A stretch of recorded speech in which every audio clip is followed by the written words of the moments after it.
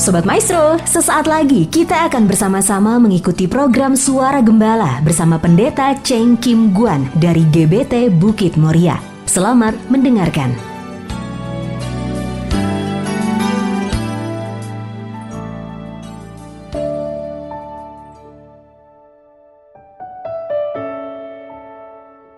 Shalom Ibu Bapak Sobat Maestro dimanapun berada. Kembali melalui program Suara Gembala, saya Pendeta Cheng Kim Guan mengunjungi dan sekaligus menyapa Ibu Bapak Sobat Maestro dimanapun berada untuk kita dapat sama-sama merenungkan sebagian daripada firman Tuhan yang akan kita awali terlebih dahulu dengan doa. Mari kita masuk di dalam doa. Kembali kami menghadap tahta anugerah-Mu ya Bapa. Kami mengucap syukur atas bukti kasih setia-Mu yang begitu nyata limpah dalam kehidupan kami. Jika kami ada sebagaimana kami ada pada saat ini menjadi satu bukti nyata Tuhan senantiasa menganugerahi kami dengan kekuatan, perlindungan dan berkat dari surga. Saatnya kami membuka hati untuk bersekutu dengan firman-Mu. Biarlah roh hikmat, kuasa Roh Kudus mengurapi, memberkati setiap pribadi, Sobat Maestro dimanapun berada, agar dengan hikmat, pewahyuan, dan akal budi yang daripada Tuhan, kami dapat mengerti akan kebenaran firman-Mu. Terlebih Tuhan juga sucikan, kuduskan, layakkan hamba-Mu yang tanah liat ini, agar hamba dapat menyampaikan kebenaran firman-Mu dalam hikmat dan topangan Roh Kudus. Berbicaralah dan berkati kami semua ya Bapa, sebab kami rindu untuk bersekutu dengan kebenaran firman-Mu yang hidup. Dalam nama Tuhan Yesus Kristus, hamba panjatkan peralaskan segala doa ini. Haleluya. Amin. Puji Tuhan, Sobat Maestro terkasih di dalam Tuhan. Berkaitan dengan hari ini, kita memperingati hari kenaikan Tuhan Yesus. Ini peristiwa yang sangat penting untuk kita renungkan bersama, karena memang ini peristiwa sudah terjadi 2000 tahun yang lalu. Nah, ada beberapa hal yang kita akan cermati dalam peristiwa kenaikan Tuhan Yesus. Saat Yesus naik ke surga, disaksikan para murid-muridnya. Jadi kenaikan Tuhan Yesus ke surga itu ada saksi-saksinya, ada saksi iman, ada saksi hidupnya. Kita akan lihat di dalam Lukas 24 ayatnya yang ke-50. Lalu Yesus membawa mereka keluar kota sampai dekat Betania. Di situ ia mengangkat tangannya dan memberkati mereka. Dan ketika ia sedang memberkati mereka, ia berpisah dari mereka dan terangkat ke surga. Dua ayat yang tertulis dalam Lukas 24 ayat 50 dan ayat yang ke-51, kita mengetahui bahwa pada peristiwa itu Tuhan mengajak mereka itu adalah murid-muridnya. Mereka murid-muridnya menyaksikan bagaimana Tuhan berpisah dengan mereka. Bagaimana Tuhan Yesus naik ke surga. Mereka menyaksikan saat Tuhan memberkati mereka. Jadi kenaikan Tuhan Yesus itu betul-betul ada saksi iman, saksi hidup. Disaksikan oleh mereka, oleh murid-muridnya yang saat itu sudah menerima amanat, pesan, dan juga mereka diberikan janji, menerima janji. Belum dikabulkan janjinya ya, mereka sudah menerima janji, murid ini. Mereka menyaksikan peristiwa kenaikan Tuhan Yesus. Di dalam Lukas 50 ayat yang ke-40. Katanya kepada mereka, ada tertulis demikian, Mesias harus menderita dan bangkit dari antara orang mati pada hari yang ketiga. Dan lagi, dalam namanya, berita tentang pertobatan dan pengampunan dosa harus disampaikan kepada segala bangsa mulai dari Yerusalem. Ayat 48, Lukas 24 ayat 48, kamu adalah saksi dari semuanya ini. Itulah yang dimaksud dengan mereka, yaitu murid-murid Yesus. Mereka sudah mendapat amanat agung, yaitu bertugas untuk memberitakan Injil Kristus, memberitakan tentang kematian dan kebangkitan Kristus. Dan juga mereka diberikan janji akan menerima janji Bapa yang memperlengkapi pelayanan daripada murid-muridnya. Dikatakan di dalam Lukas 24 ayat 48, kamu adalah saksi dari semuanya ini. Puji syukur pada Tuhan. Nah, setelah Tuhan Yesus berkata kamu adalah saksi dari semuanya itu, barulah Yesus membawa murid-murid itu keluar dekat Betani. Di situ ia mengangkat tangannya dan memberkati mereka. Itulah saksi-saksi daripada kenaikan Tuhan Yesus Kristus. Saat Yesus naik ke surga, Yesus memberkati para muridnya. Jadi Tuhan Yesus naik ke surga saat berkat Allah dicurahkan. Puji syukur pada Tuhan. Di dalam Lukas 24 ayat yang ke-51. Dan ketika ia sedang memberkati mereka, ia berpisah dari mereka dan terangkat ke surga. Puji syukur pada Tuhan. Jadi peristiwa itu adalah peristiwa yang sangat menakjubkan, ibu bapak saudara terkasih. Di mana ketika berkat dicurahkan, Tuhan Yesus naik ke surga. Perpisahan yang mendatangkan sukacita, bukan duka cita. Mengapa? Karena Yesus memang berpisah dengan para muridnya, tapi perpisahan itu disertai, dilimpahi dengan berkat-berkat Tuhan. Berbeda dengan peristiwa saat kematian Tuhan Yesus. Saat kematian Tuhan Yesus, murid-murid ketakutan, getar, mereka bersembunyi. Tetapi saat Tuhan Yesus naik ke surga, murid-murid itu berpisah dengan Yesus, memang berpisah, namun mereka tidak berduka cita, namun mereka bersuka cita. Malah sebaliknya mereka bersuka cita dalam perpisahan itu. Para murid menyaksikan Yesus kembali ke surga, karena para murid sudah mengerti sekarang. Yesus ini adalah pribadi yang berasal dari surga, dan kenaikan Tuhan Yesus ke surga itu adalah menunjukkan bahwa dia kembali ke surga. Puji syukur kepada Tuhan. Kalau kita lihat di dalam Kisah Para Rasul 1 ayat yang ke-10. Kisah Para Rasul 1 ayat 10 berbunyi demikian, ketika mereka sedang menatap ke langit waktu ia naik, tiba-tiba berdirilah dua orang yang berpakaian putih dekat mereka dan berkata kepada mereka, "Hei orang-orang Galilea, mengapakah kamu berdiri melihat ke langit? Yesus ini yang terangkat ke surga meninggalkan kamu akan datang kembali dengan cara yang sama seperti kamu melihat dia naik ke surga." Di dalam Kisah Para Rasul 1 ayat 10 dituliskan di sana bahwa ada saksi lain yang menegaskan kepada murid-murid yang menyaksikan peristiwa Yesus. Siapa saksi lain? Mereka adalah dua orang yang berpakaian putih, yang menunjukkan bahwa malaikat Tuhan meneguhkan, membenarkan bahwa Tuhan Yesus yang naik ke surga itu bukan orang lain. Yesus ini yang terangkat ke surga meninggalkan kamu. Ya, itu kalimat dipertegas di dalam ayat yang ke-11. Kisah Para Rasul 1 ayat 11. "Hei orang-orang Galilea, mengapakah kamu berdiri melihat ke langit? Yesus ini yang terangkat ke surga meninggalkan kamu." Itu jelas pribadi Yesus yang meninggalkan kamu. Itu dipertegas dengan kesaksian para malaikat.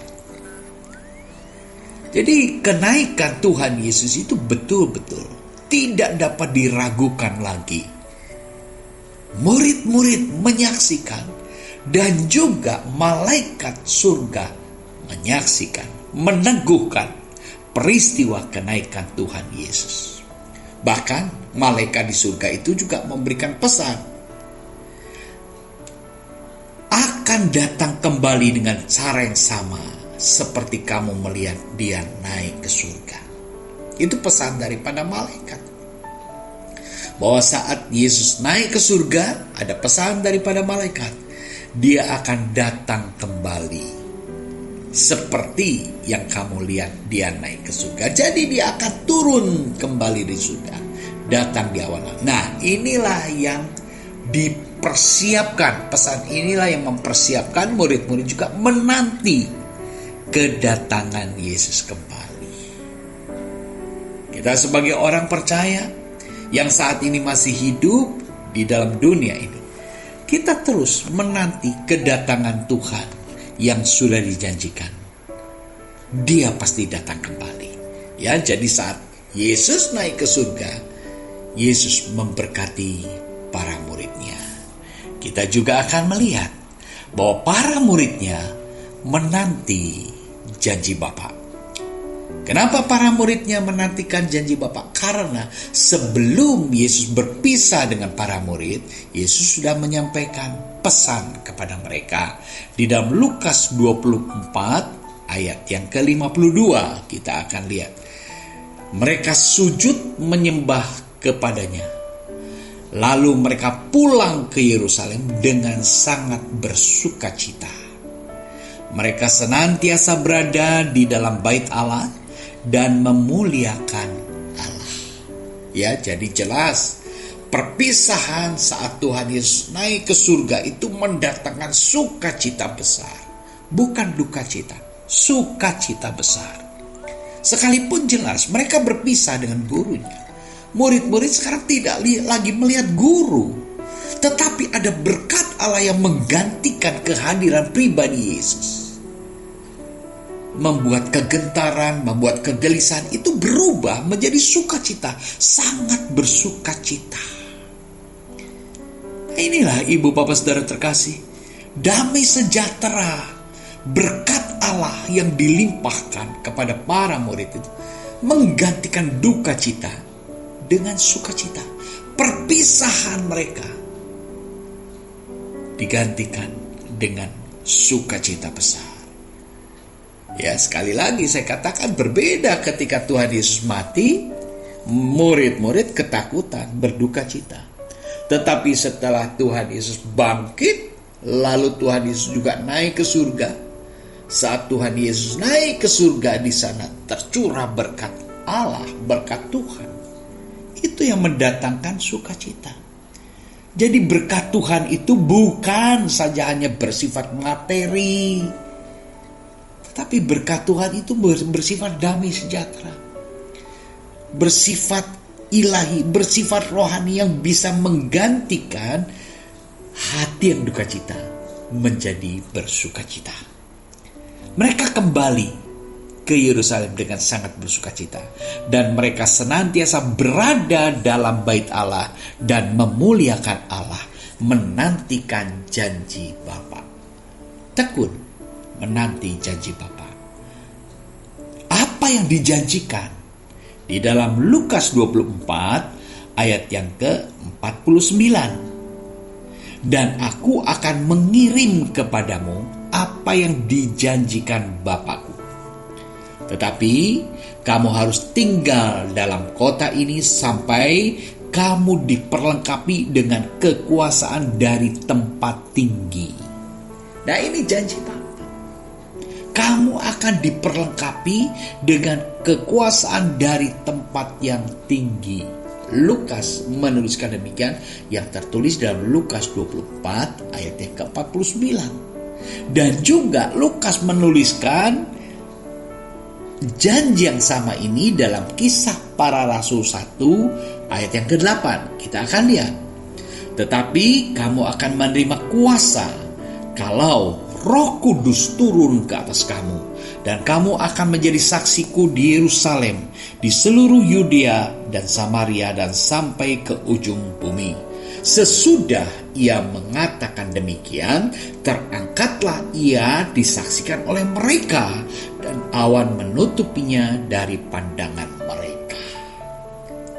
Ini peristiwa kenaikan Tuhan Yesus, disertai dengan janji-janji, amanat. Ada janji, juga ada perintah. Perintahnya apa?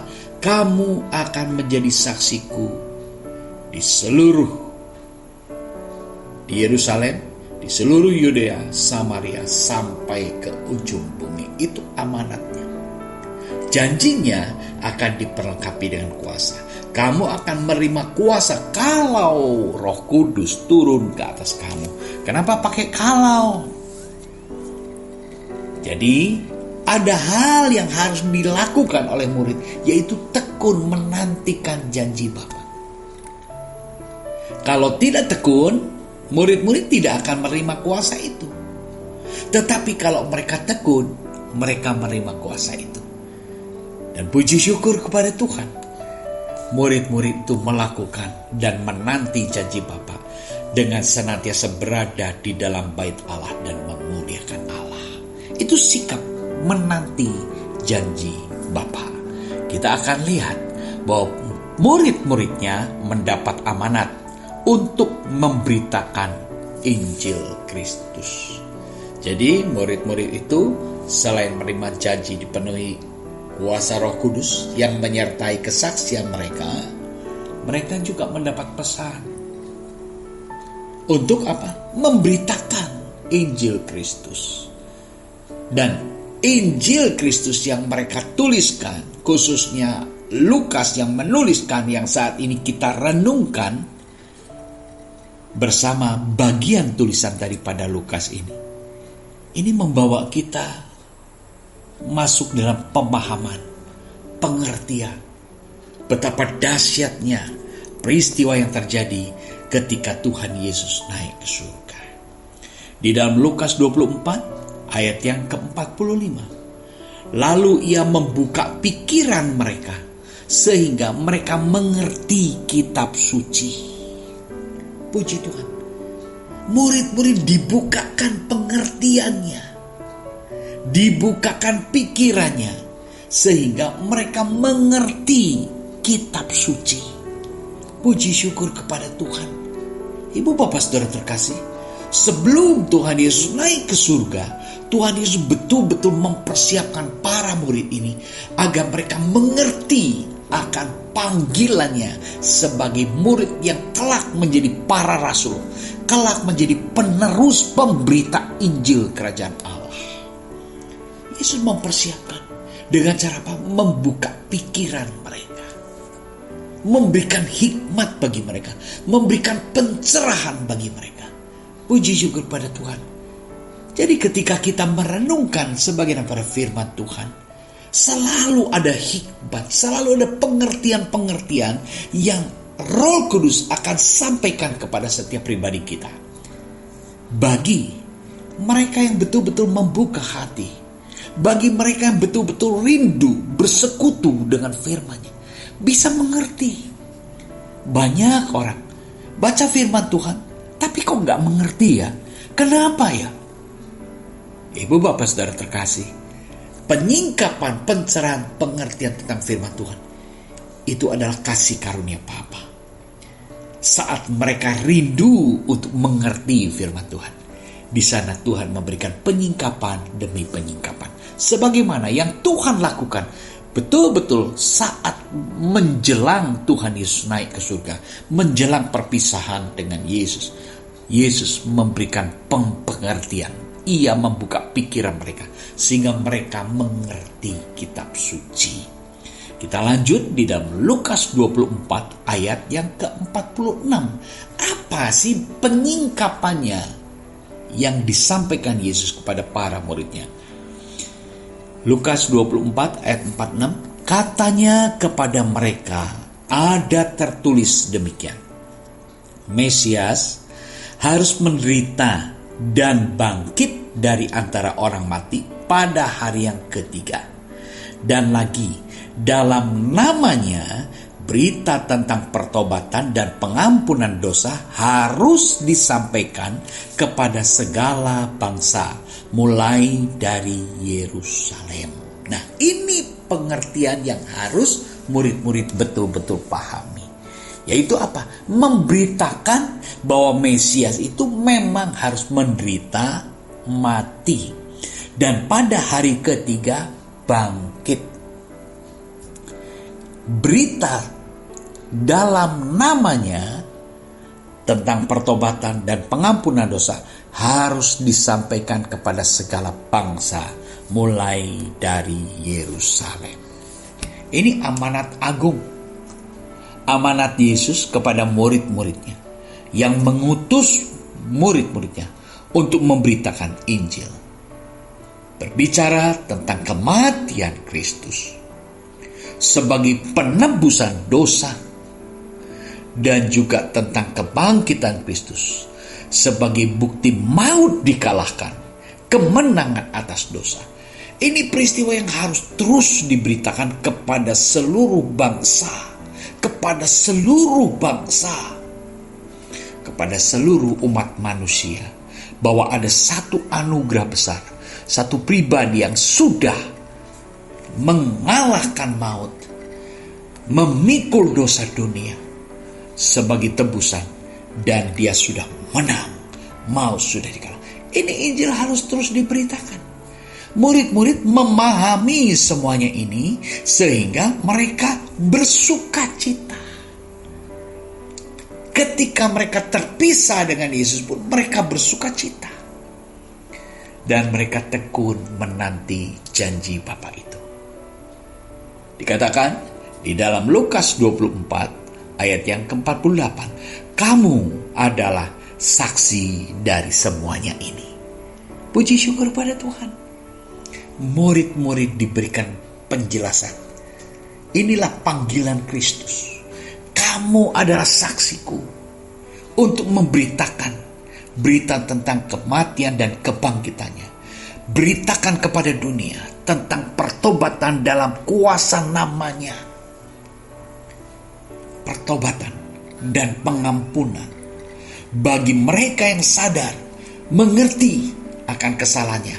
Dia bertekad untuk bertobat. Di sana ada pengampunan. Puji syukur kepada Tuhan. Ibu bapak saudara terkasih, itulah peristiwa yang kita renungkan bersama terkait dengan kenaikan Tuhan Yesus ke surga. Jadi sebelum Tuhan Yesus berpisah dengan muridnya, ada pesan-pesan yang dia sampaikan. Ada amanat agung, ada perintah agung yang harus murid-murid laksanakan. Dan juga ada janji perlengkapan kuasa dari tempat yang maha tinggi akan dicurahkan, memperlengkapi pelayanan daripada saksi-saksi iman, daripada saksi-saksi Kristus. Kenaikan Tuhan Yesus disaksikan oleh murid-murid dan juga malaikat Tuhan. Kenaikan Tuhan Yesus disertai dengan turunnya berkat-berkat sukacita. Sehingga sekalipun murid-murid berpisah dengan Yesus, tetapi mereka kembali menanti janji Bapa dengan penuh sukacita. Puji syukur pada Tuhan. Biarlah renungan pada kesempatan kali ini memberkati kita semua. Puji Tuhan, mari kita berdoa. Terima kasih Tuhan untuk beberapa ayat firman-Mu yang kami renungkan bersama. Kami betul-betul menyadari dan mensyukuri atas peristiwa kenaikan Tuhan Yesus Kristus yang begitu menakjubkan dan sangat memberkati kami sebagai murid-murid Kristus, sebagai orang-orang percaya. Terima kasih Tuhan untuk berkat firman-Mu pada kesempatan kali ini. Dalam nama Tuhan Yesus Kristus, hamba panjatkan peralaskan segala doa ini. Haleluya. Amin. Puji Tuhan. Shalom Sobat Maestro terkasih dimanapun berada. Tuhan memberkati kita semua pada hari kenaikan Tuhan Yesus. Amin. Tuhan memberkati.